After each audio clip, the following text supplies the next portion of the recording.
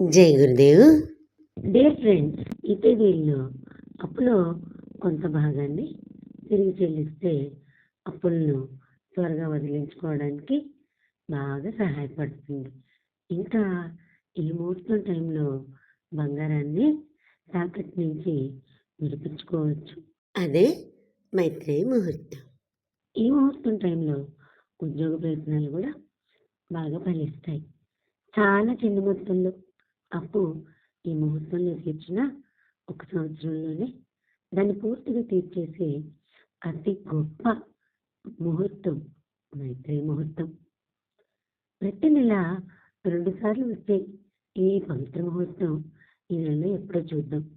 దాంతో పాటుగా ముందుగా ఈ పవిత్ర పాల్గొన చైత్ర మాసాల సందర్భంగా లక్ష్మీ కటాక్షం కలిగించే చిన్న టిప్స్ ఈరోజు కొన్ని చెప్పుకుందామండి.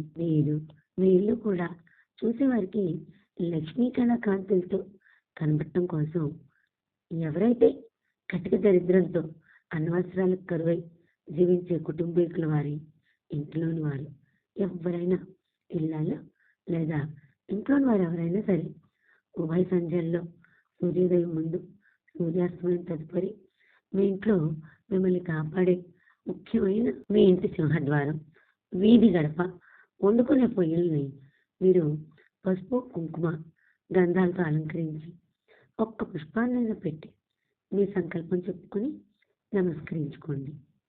ఇలా క్రమం తప్పకుండా 108 రోజులు చేసి చూడండి. దరిద్ర దేవత మీ ఇంట్లో నుంచి తొలగిపోతుంది. కనక మహాలక్ష్మి మీ ఇంట్లో నివాసం ఉంటుంది.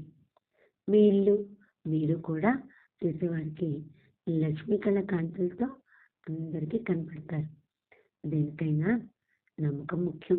ఓం ఐం హ్రీం శ్రీం శ్రీయై నమో భగవతి మమ సమృద్ధౌ జ్వల జ్వల మే సర్వసంపదో దేహి దేహి మమ అలక్ష్మీం నాశయ నాశయ. ఇది 108 సార్లు చొప్పున నిష్ఠగా 41 దినాలు ఒకే ఆసనంపై కూర్చొని పఠిస్తే రుణశేషం ఉండదు. దీన్ని తప్పక పాటించేవారు లక్ష్మీ కటాక్షం తప్పక పొందుతారు. ఇక అప్పులు తిరిగి చెల్లించడానికి శుభప్రద సమయం. శ్రీ మహాలక్ష్మి కటాక్షం ఈ నెలలో ఎదురు చూస్తున్న మైత్రేయ ముహూర్తం.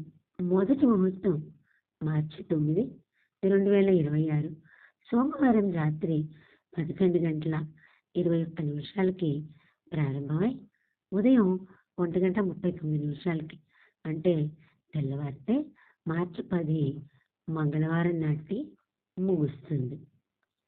ఇక రెండవ ముహూర్తం మార్చి 21, 2026 శనివారం ఉదయం 7:35 ప్రారంభమై 9:10 ముగుస్తుంది. తప్పక అందరూ ఈ పవిత్ర ముహూర్తాల్ని ఉపయోగించుకుని రుణ విముక్తులు అవ్వాలని భగవంతుణ్ణి ప్రార్థిస్తున్నాను. ఓం శ్రీమాత్రే నమః.